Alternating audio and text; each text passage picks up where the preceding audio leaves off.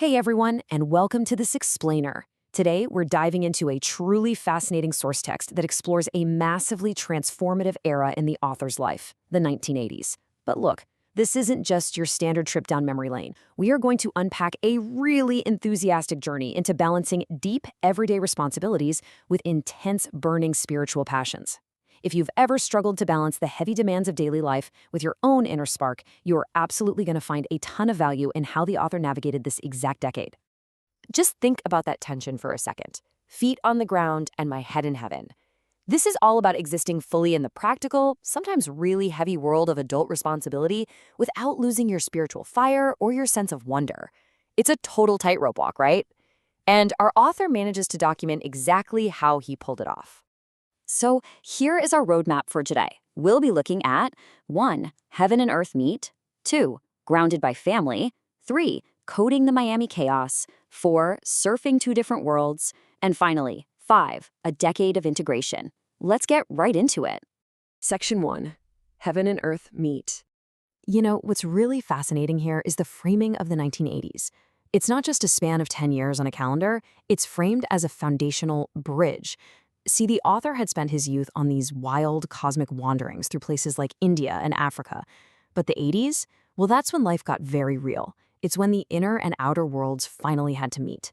This whole concept of the bridge sets the stage for everything we're going to cover today, showing exactly how he connected the free-spirited fire of his past with the heavy, grounding realities of growing up.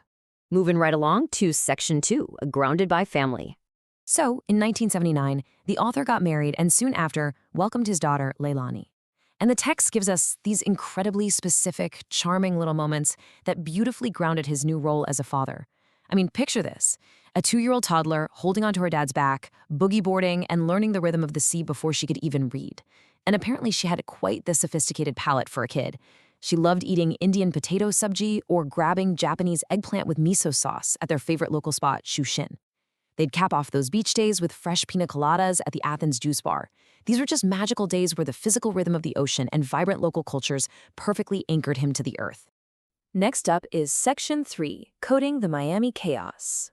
But hey, the ocean has a lot of different moods, right? We're riding from peaceful fatherhood right into some incredibly high-stakes waves. The 1980s in South Florida were, historically speaking, absolutely wild. A massive cocaine epidemic swept through Miami Beach, and right at the same time, you had the Mariel refugee crisis, where Fidel Castro emptied Cuban prisons and President Jimmy Carter allowed them entry into the U.S. Because of this sudden, massive influx, crime rates skyrocketed across the city. The local police department was completely overwhelmed, literally storing just huge amounts of seized drugs every single day. It was, quite frankly, an ocean of chaos. So how do you handle an ocean of chaos? Well, this brilliantly illustrates how our author navigated that storm. He had gone back to school, falling completely in love with software development, and became a software engineer for the Miami Beach Police Department. But he wasn't just writing code, he was literally building tools for justice. He wrote a property management program to properly log all that seized evidence, the drugs, the weapons. During the Mariel crisis, he built a crime analyst program to track all those soaring incident patterns. He even created a pawn shop program that automatically flags stolen jewelry. Starting with practically a blank slate, he used logic and code to bring much-needed structure to a deeply chaotic local justice system. Oh, and before we move on from his tech career, I have to share this wild little detail. The author notes that a close friend's dad actually used to call him Electric Man, jokingly saying his voice sounded like a computer. I love this because it shows that an affinity for the digital structured world wasn't just some random career choice for him. It was intuitively part of his identity. People sensed this logical, structured energy in him way before he was ever writing code for the police department. Okay, let's switch gears. Section 4, Surfing Two Different Worlds. $30. Nope, that is not a typo. $30 was the total cost for a 2-week stay in a funky little shack hotel in a place called Chicama, Peru. Chicama was this dream the author had held on to ever since his high school friend, Nick Roth, showed him a surfing magazine photo. Years later, he finally made it to this remote fishing village 10 hours north of Lima, and it is the ultimate contrast to the chaos of Miami. We're talking about a left point break where you could get glorious 1-mile-long rides on a sand bottom, perfect offshore winds, and on a crowded day, literally just 4 people in the water. He describes it as feeling like California back in the mid-50s, quiet, untouched, and pristine. It was physical heaven on earth. Now here's where it gets really deep. Surfing wasn't just a physical sport. It directly mirrored his internal spiritual life. Out in the physical world of Shikama, you had these incredible mile-long rides in quiet nature. But internally, a few times in his life, through deep meditation, he actually experienced surfing a cosmic sea of light essence on a golden surfboard. We're talking rides that didn't just last a mile, but lasted for infinity, accompanied by celestial music. The absolute perfection of the physical world down in Peru was a direct reflection of his deepest, most profound inner spiritual experiences. It's like the inner and outer waves became one. And we absolutely can't talk about surfing without briefly highlighting his lifelong friend, Nick Roth. The author notes that Nick was someone who just turned everything to gold. He had enough talent to easily be a world-famous sponsored surfer. But the thing about Nick, he never surfed for glory or money. He surfed for his soul. In the text, he's presented as the living embodiment of someone who effortlessly bridged incredible physical talent with pure, soulful intention. He was a true artist on a wave. Which brings us to our final part, Section 5, A Decade of Integration. Because, you see, this whole journey of balancing heaven and earth, it definitely wasn't a solo trip. It was deeply colored by a really vibrant web of souls. Friends like James and Connie Garcia, Ovidio de Leon, and Kike Boganeroa.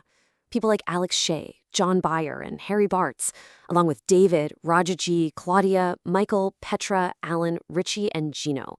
Every single one of these individuals added color, laughter, and companionship to the 80s, proving that community is a massive part of what grounds us in this life. And this all culminates in what the author calls the ledger of the 80s. I want you to notice how incredibly balanced this ledger is. He learned how to be a father, how to build a career, and how to serve a community. But right alongside all those earthly duties, he learned how to ground spiritual experiences, surf the outer world, surf the inner world, and cherish lifelong friendships. The worlds of love, work, and pure joy didn't compete with one another. They completely and harmoniously coexisted. This brings us to a really beautiful, emotional payload from the text, a passage referred to as Zoran's Whisper. Traveler, the 80s taught you to walk with two worlds, the world of responsibility and the world of spirit. You learn that the ocean outside mirrors the ocean within. This quote just decisively proves our initial thesis today. This chapter of his life wasn't about nostalgia. It was about true integration. Heaven and earth finally met in the middle. So, what does this all mean for us? Well, it leaves me with a question for you to consider. How are you building your own bridge between your world of practical responsibility and your world of spirit? It is so easy to let one consume the other, right? To get lost in the chaos of daily work or to float away in dreams without actually grounding them. So take a look at your own life ledger today. Are your outer oceans reflecting your inner ones? Thank you so much for joining me for this explainer, and until next time, keep building that bridge.